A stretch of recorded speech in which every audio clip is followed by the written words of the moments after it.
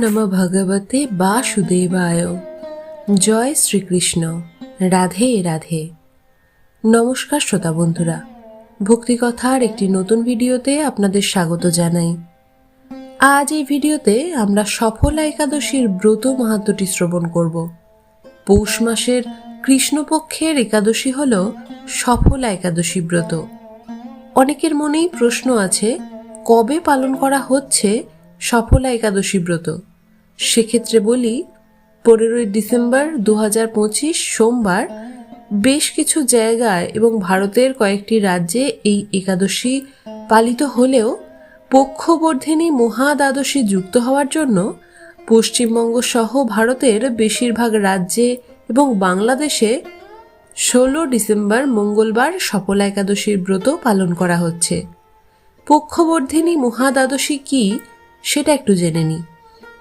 আমরা জানি প্রতি মাসে দুটি পক্ষ থাকে, কৃষ্ণপক্ষ এবং শুক্লপক্ষ। সফলা একাদশী হল পৌষ মাসের কৃষ্ণপক্ষের একাদশী।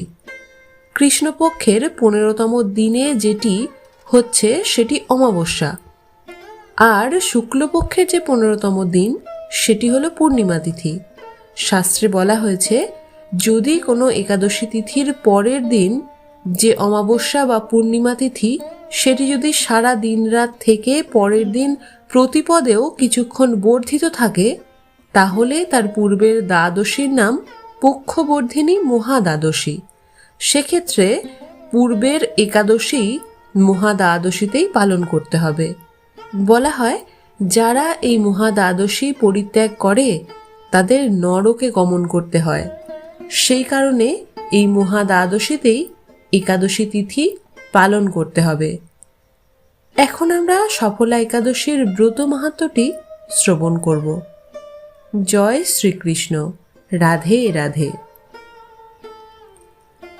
ব্রহ্মবৈবর্ত পুরাণে যুধিষ্ঠির শ্রীকৃষ্ণ সংবাদে এই তিথির মাহাত্ম্য বর্ণিত হয়েছে।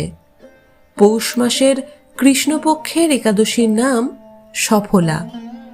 যুধিষ্ঠির বললেন, হে প্রভু, পৌষ মাসের কৃষ্ণপক্ষিয়া একাদশীর নাম, বিধি এবং পূজ্য দেবতা বিষয়ে আমার কৌতূহল নিবারণ করুন। শ্রীকৃষ্ণ বললেন, হে মহারাজ, আপনার প্রতি স্নেহবশত সেই ব্রত কথা বিষয়ে বলছি। এই ব্রত আমাকে যেরকম সন্তুষ্ট করে, বহু দান দক্ষিণাযুক্ত যজ্ঞাদি দ্বারাও আমি সেরকম সন্তুষ্ট হই না। তাই যত্ন সহকারে এই ব্রত পালন করা কর্তব্য। পৌষ মাসের কৃষ্ণপক্ষিয়া একাদশীর নাম সফলা। নাগেদের মধ্যে যেমন শেষ নাগ, পক্ষীদের মধ্যে গরুড়, মানুষের মধ্যে ব্রাহ্মণ, দেবতাদের মধ্যে নারায়ণ সর্বশ্রেষ্ঠ, তেমনি সকল ব্রতের মধ্যে একাদশী ব্রতই সর্বশ্রেষ্ঠ। হে মহারাজ, যারা এই ব্রত পালন করেন তারা আমার অত্যন্ত প্রিয়। তাদের এ জগতে ধন লাভ ও পরজগতে মুক্তি লাভ হয়। 1000 বছর তপস্যায় যে ফল লাভ হয় না, একমাত্র সফলা একাদশীতে রাত্রি জাগরণের ফলে তা অনায়াসে প্রাপ্ত হওয়া যায়। মহিষ্মত নামে এক রাজা প্রসিদ্ধ চম্পাবতী নগরে বাস করতেন। রাজার 4 জন পুত্র ছিল, কিন্তু তার জ্যেষ্ঠ পুত্র লুম্ভক সর্বদা পরস্ত্রী গমন, মদ্যপান প্রভৃতি অসৎ কার্যে রত ছিল।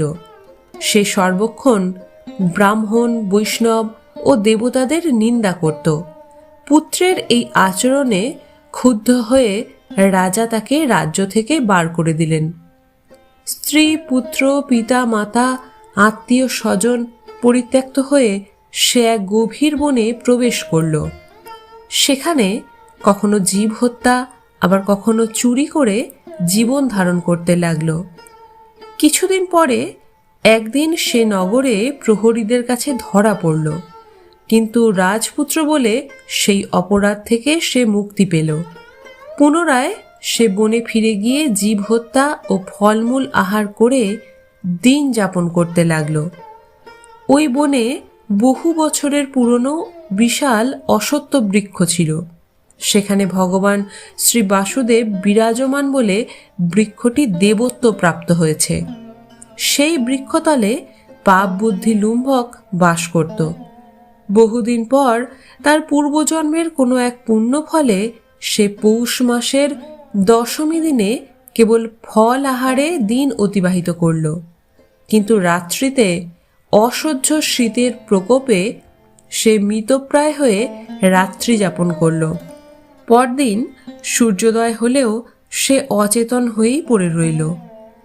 দুপুরের দিকে তার চেতনা ফিরল। ক্ষুধা নিবারণের জন্য সে অতি কষ্টে কিছু ফল সংগ্রহ করল। এরপর সে বৃক্ষতলে এসে পুনরায় বিশ্রাম করতে থাকল। রাত্রিতে খাদ্যাভাবে সে দুর্বল হয়ে পড়ল। সে প্রাণ রক্ষার্থে ঈশ্বরের উদ্দেশ্যে ফলগুলি নিয়ে, হে ভগবান, আমার কি গতি হবে বলে অশ্রুপাত করতে করতে সেই বৃক্ষমূলে, হে লক্ষ্মীপতি নারায়ণ, আপনি প্রসন্ন হন বলে নিবেদন করল। এইভাবে সে অনাহারে ও অনিদ্রায় সেই রাত্রি যাপন করল।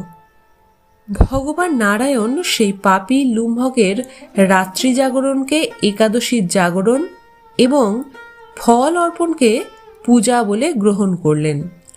এইভাবে অজ্ঞাত সারে লুম্ভকের সফলা একাদশীর ব্রত পালন হয়ে গেল। প্রাতঃকালে আকাশে দৈববাণী হল, হে পুত্র, তুমি সফলা ব্রতের পূর্ণ প্রভাবে রাজ্য প্রাপ্ত হবে। সেই দৈববাণী শোনামাত্র লুম্ভক দিব্য রূপ লাভ করল। তার পাপ বুদ্ধি দূর হল। সে পুনরায় নিষ্কণ্টক রাজ্য লাভ করল। স্ত্রী পুত্র সহ কিছুকাল রাজ্য সুখ ভোগের পর পুত্রের ওপর রাজ্যের ভার দিয়ে সে সন্ন্যাস আশ্রম গ্রহণ করল। অবশেষে মৃত্যুকালে সে অশোক অভয় ভগবানের কাছে ফিরে গেল।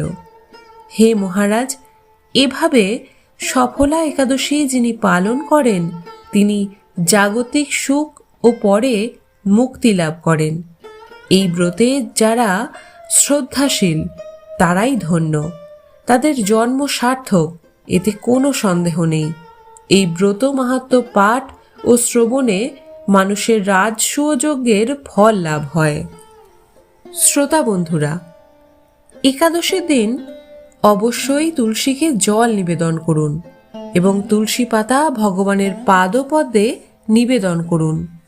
বলা হয়, একাদশীর ভোগে যদি তুলসী পাতা না দেওয়া হয় তাহলে ভগবান বিষ্ণু সেই ভোগ গ্রহণ করেন না।